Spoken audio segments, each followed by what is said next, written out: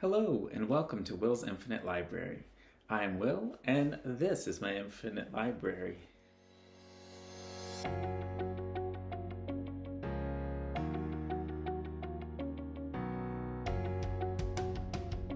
So, I've been on kind of this journey in the past year or two to find joy in reading again. Not reading what I feel like I should be reading, but what I want to be reading. And one of the genres that I often turn to when I think of a fun book that I just really enjoyed to read is young adult fiction, because I find the language specifically, the characters, the way they're narrated to just be really engaging and fun to read. Books that I devour quickly and just really enjoy and have a lot of fun with. So one of the books that I read recently was Pet. Pet is a middle grade novel. It's about monsters and what is a monster really. So this painting kind of comes to life, and it plays a lot with this ideology of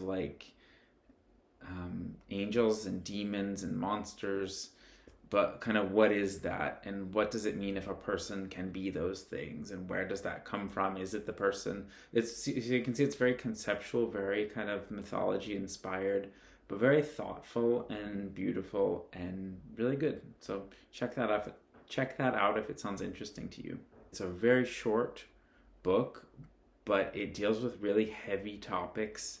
So it doesn't feel light, it didn't feel breezy, even though it is so short, but it was enjoyable, and I do highly recommend it if that sounds interesting to you. Another one I read recently was Legendborn, which I've been seeing all around the Booktube. Legendborn is kind of a modern day King Arthur inspired fantasy, urban fantasy, but set in North Carolina. So it's very southern, and it was a really fun book too. It is a lot thicker.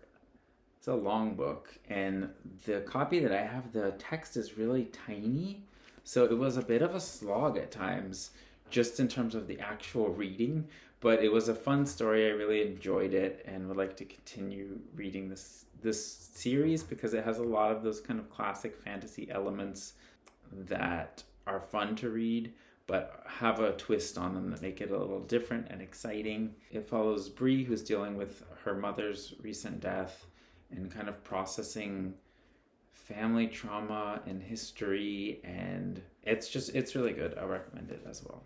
Next up, I read Caraval, which was kind of a mixed bag, to be honest. I enjoyed reading it because it sucked me in with this premise of being about kind of this magical game, and I thought that sounded really fun. It reminded me of the movie The Game, if you've ever seen that from the 90s, which I used to love and watch that movie a million times, because it's about diving into this world where you're not sure if the things that are happening around you are part of a performance or if they're real. And that's what Caraval is about kind of this world where everything around you is a game or a performance, and you're trying to win, but you start to wonder, is this really happening, or which parts of this are real versus which parts are part of the game. And it was fun and enjoyable to read, but for some reason the kind of performance aspect of it didn't really hit what I wanted it to. It didn't quite meet my expectations of making me feel caught up in a game, because it was just here's a clue, follow the clue, and it just felt like the main character kept getting kind of tumbled down these rabbit holes with kind of artificial challenges almost to face. But it was enjoyable, it was fun, it led to an exciting conclusion. I would like to finish the series or read the next book, but to be honest, my desire is medium, so probably there's always going to be something else that bumps it down the list. So unless for some reason I really get motivated to read the next book in the series, I probably realistically won't. Next is City of Bones by Cassandra Clare. So this one, I've been feeling FOMO for this for years as one of the big YA series of recent years that a lot of people are into. There's tons of spin-offs of the Mortal Instruments, even the Netflix show. There's been movies made over the years, and I've tried to get into it. I've watched some of those and just kind of dropped off really fast, but the book pulled me in right away. I really enjoyed it. It was just a really fun world, fun story, and one of the things that I really enjoyed about it was that there was kind of like this YA romance element, which sometimes kind of turns me off because it's just so, I guess, angsty, and like it's been a while for me since I was a YA myself. It's just harder to connect with that. So there was some romance in this book, but it was never the focus. It was always just something that was kind of happening, the character was dealing with. But there's, of course, like demon hunting going on, which takes precedence and takes more focus. So I guess the balance felt more realistic to me. The next one I read was The Fascinators, which has been on my TBR for a while, but I just hadn't gotten around to it.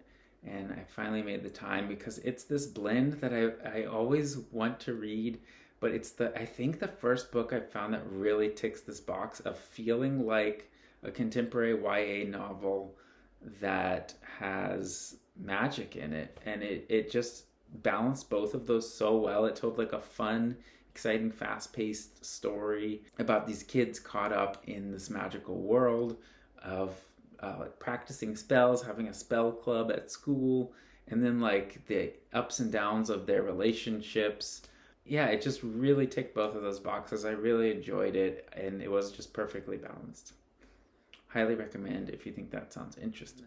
The most recent one I read was The Raven Boys, which I've heard a lot about. I kind of missed, like, it came out in a time when I wasn't really reading YA, and so it's been kind of on the back of my mind for a while because I'm like, oh, if it was on my radar, I totally would have read it at the time, but I didn't. I enjoyed this one as well. It took me a while to get into it just because there's so many perspectives. There's Blue, who's kind of the main character who starts off the book, she's not really a psychic, but she's from a family of psychics, and she kind of enhances people's magic powers rather than using or channeling this power herself. And then there's the four Raven Boys, and they're all introduced like all at once, so it took me so long to distinguish between one and the next of them. But as the book went on, about like 50 pages in, it started to kind of slow down and back up and introduce one at a time. And I thought it was kind of a missed opportunity to really stay with Blue, because if we had stayed with her as the main character the whole way through, I think we would have been introduced to them one by one as she got to know them, and it would have worked more from page one for me, whereas it just threw me at all of them, took me away from Blue, went to all of them at once, and I had no idea what was happening or who was who.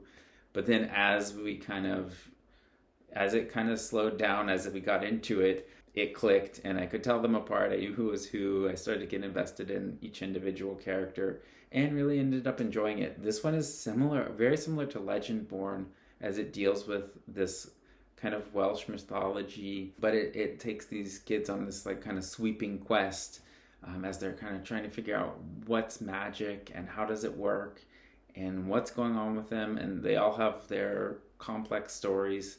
I'm really curious to read the next book in this series, so I will definitely check that out at some point. So those are the YA fantasy books I've read recently. I realized these were all first books in series, and because I love to see like, what's this about, what's that about, and I often get distracted by the next shiny thing instead of continuing a series. So I think I want to read the next book in the series that I feel like I can't not read it.